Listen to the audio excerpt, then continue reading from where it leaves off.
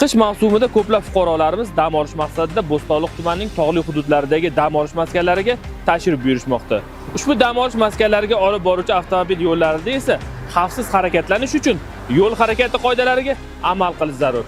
Shu sababli ham haydovchilarimizga ushbu qoidalarni yana bir bor eslatib o'tamiz. Avvalambor tog'li hududlarga harakatlanuvchi haydovchilarimiz transport vositalarining shina protektorlarini qishki mavsumga mos bo'lsagina harakatlanishlari kerak bo'ladi. Bundan tashqari avtomobilning oyna tozalagichlari, isitish tizimini ham ko'zdan kechirish maqsadga muvofiqdir. Tog'li hududlardagi avtomobil yo'llari o'zining torligi, turli xil xavfli burilishlardan iborat ekanligi, shuningdek yo'lni ikkiga ajratuvchi to'siqlar mavjud emasligi kabi xususiyatlari bilan ajralib turadi. Shu sababli harakatlanayotgan vaqtingizda turli xil xavflar paydo bo'lishi mumkinligini esdan chiqarmang. Tog'li hududlarda harakatlanayotganingizda ogohlantiruvchi yo'l belgilarining ahamiyati juda katta. Sababi birinchi marotaba ushbu hududlarga kelgan haydovchi qanday tezlikda harakatlanish va yo'lning qaysi qismida manevrlarni amalga oshirish kerakligini bilishmaydi. Tog'li hududlarda asosan yo'lning xavfli burilish qismlari va ko'rinish cheklangan joylariga yaqinlashish oldidan 1-11-1, 1-11-2 xavfli burilish yo'l belgilari,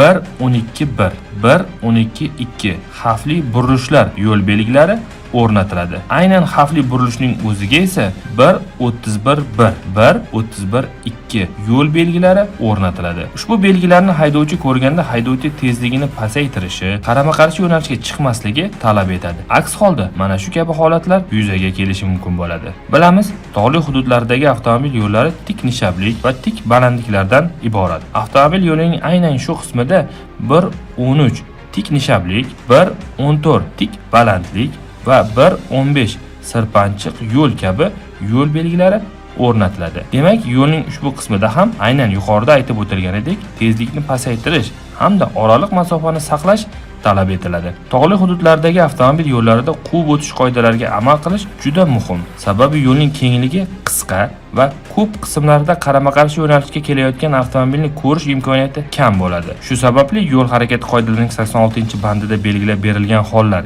ya'ni quvib yoki aylanib o'tayotgan transport vositalarini tepalikning oxirida va yo'lning ko'rinishi cheklangan joylarida 3:20 va 3:22 yo'l belgilari ta'sir oralig'ida quvib o'tish taqiqlanadi. Ushbu hududlarda boshqa harakat ishtirokchilariga xalaqit bermaslik uchun to'xtash va to'xtab turish qoidalariga amal qilish juda muhimdir. Ushbu hududlarda haydovchi yo'l harakati qoidalarining 91-bandida belgilab berilgan joylar, ya'ni bular boshqa transport vositalarining harakatlanishiga to'sqinlik qilgan holda yo'lning qatnov qismida to'xtagan transport vositasi bilan bo'ylama sidirg'a chiziq ajratuvchi mintaqa yoki qatnov qismining qarama-qarshi chetiga orasidagi masofa 3 metrdan kam bo'lgan joylarda, qatnov qismida ko'rinish masofasi 100 metrdan kam bo'lgan yo'l do'ngliklari yaqinida va xavfli burilishlarda hamda 3:27 yo'l belgisi yoki 1-4 yo'l chizig'i ta'sir oralig'ida to'xtash taqiqlanadi. Hurmatli haydovchilar, tog'li hududlarda yo'l harakati qoidalariga amal qilish juda muhim. Sababi sizning har bir noto'g'ri harakatingiz o'zingiz va o'zgalar hayotiga